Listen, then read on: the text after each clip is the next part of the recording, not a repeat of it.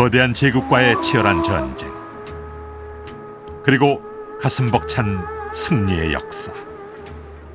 이 땅의 모든 풍파를 잠재우며 모든 국경이 사라진 하나의 나라를 원했다.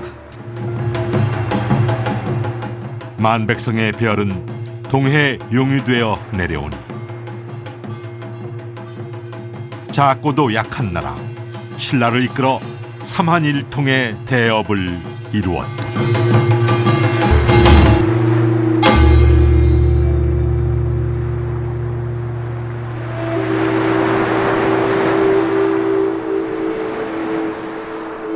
내 이름은 범민.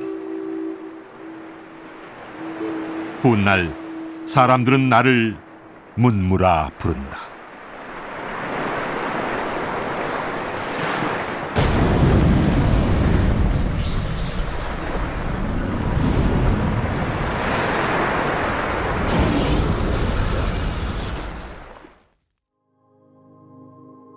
지난 2009년 경주시 동부동의 한 주택에서 역사학계를 떠들썩하게 만든 비석이 발견됐다. 수도가에서 발견된 이 돌에는 마치 암호와 같은 글씨들이 새겨져 있어 그 신비로움을 더했는데, 비석의 정체는 1300년 전 통일 신라인들이 문무왕에 대한 기록을 적어놓은 것이었다. 문무왕의 역사적인 위협은 삼국시대로 거슬러 올라간다.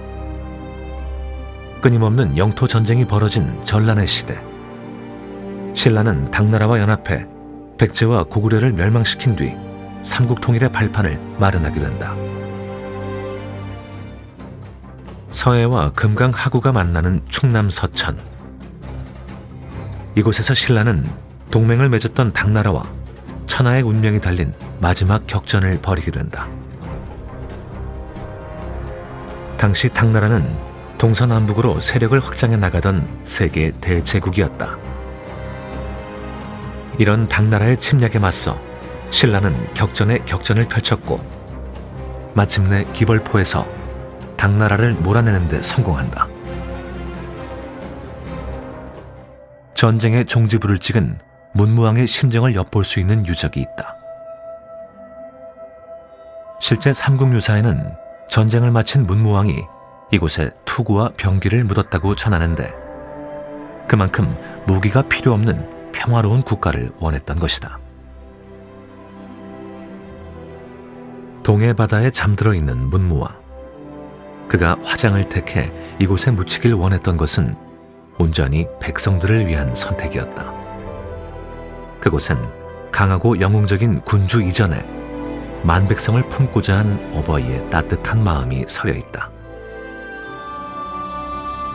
그런데 문무왕은 평소 자신이 죽은 뒤 용이 되고 싶다는 이야기를 자주 했다고 전해진다. 문무왕의 아들인 신문왕이 아버지의 은혜에 감사한다는 뜻으로 지은 감은사. 용이 되어 나라를 지키고자 한 문무.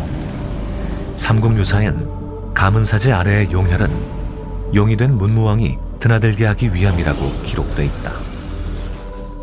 대왕암이 잘 보이는 바닷가 언덕.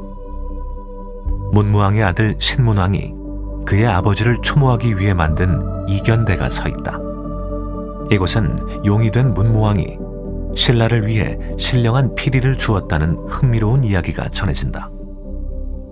삼국유사에 따르면 이 피리는 적군을 물러가게 하고 병이 낫는 등 세상을 평온하게 만들었다고 한다. 사람들은 그것을 만파식적이라고 불렀다. 신라의 태평성대를 위해 용이 된 문무왕이 전해준 만파식적.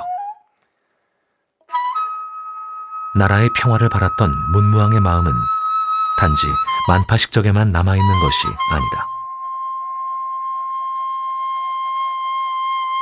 그는 자신이 죽을 때 전쟁에서 고통받은 백성들에게 상을 내리고 고구려와 백제 유민들에게도 벼슬을 내려주라고 유언했다. 뿐만 아니라 신라, 고구려, 백제를 아우르는 9개의 주로 행정구역을 나누어 하나의 신라를 강조하였고, 거기에 5개의 수도를 두어 균등한 발전을 꾀하였으며 출신의 차별 없이 인재들을 등용했다. 문무왕의 뜻을 기리기 위한 의미 있는 자리가 마련됐다. 문무왕의 유언이 담긴 유조비 제막시. 나라와 백성을 지키고자 한 그의 정신을 후대에도 계승하기 위한 자리인 것이다. 동아시아 강대국의 침략 속에서도 하나의 민족, 하나의 국가를 염원했던 대왕 문무. 보이지 않는 갈등과 대립이 반복되는 21세기에서 우리는 그의 정신을 다시 되새길 필요가 있을 것이다. 위기 속에서 나라의 안녕과 백성들의 화합을 바랐던 마음. 1300년 긴 잠에서 깨어난 그가 우리에게 말하고자 하는 바는 아닐까.